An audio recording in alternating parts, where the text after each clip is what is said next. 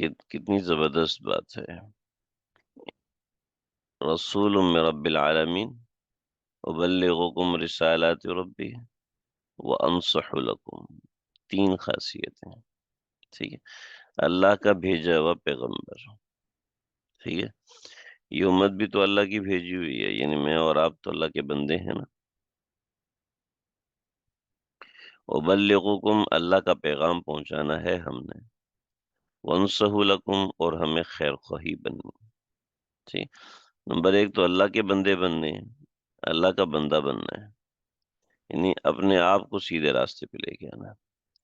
دوسری چیز ابلغکم رسالات ربی، اللہ کا پیغام پہنچانا ہے لوگوں کے پاس.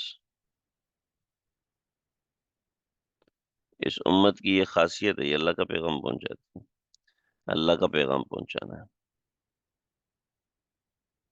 ٹھیک ہے. اور تیسرا خیر خواہی سے پہنچانا ہے. کل میرا ایک ڈاکٹر سے اپوائنٹمنٹ تھا، آرتھوپیڈک ڈاکٹر ہیں، بڑے ڈاکٹر ہیں. تو میں نے بات چیت کی اور وہ اپنا کام کر رہا تھا. تو میں نے ان سے کہا کہ میرا بہت دل چاہتا ہے کہ میں آپ کو السلام علیکم ورحمۃ اللہ وبرکاتہ کہوں. تو انہوں نے کہا جی کہیں نا، آپ کو کس نے منع کیا؟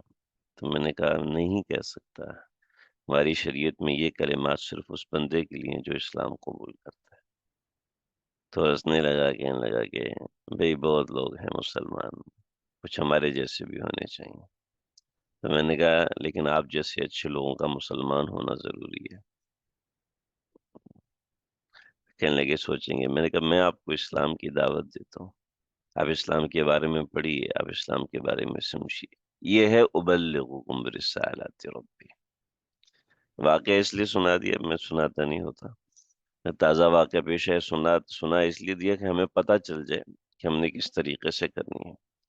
ساتھیوں سے ملاقات ہوئی، ان کو بھی سنایا، اسی نیت سے سنایا کہ کل کلا ان کی بھی کسی سے ملاقات ہوتی ہے تو وہ کم از کم. میرے ایک دوست ڈاکٹر ہیں، ان کا ایک بہت پرانا دوست ڈاکٹر، اور ویسی میری ان سے ملاقات ہوئی. میں گیا تھا میمن ہاسپٹل میں، تو وہاں پر ان کے دوست کوئی ڈاکٹر تھے، تو مجھے ملوایا کہ یہ میرے دوست ڈاکٹر ہیں.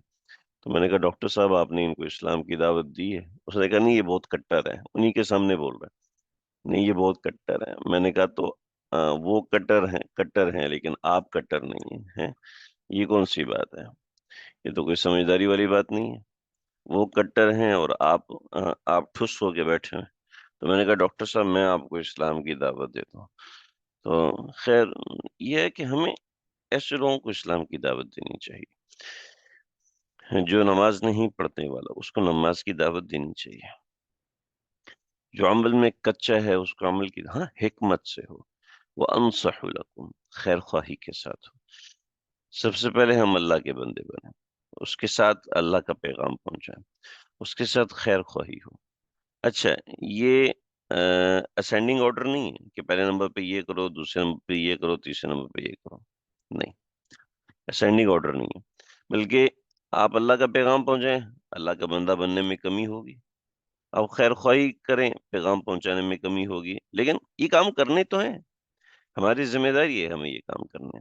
اگر ہم یہ کام نہیں کریں گے تو ہمارا کوئی مطلب نہیں ہے، کیونکہ ہمیں اللہ رب العزت نے یہ ذمہ داری دی ہے.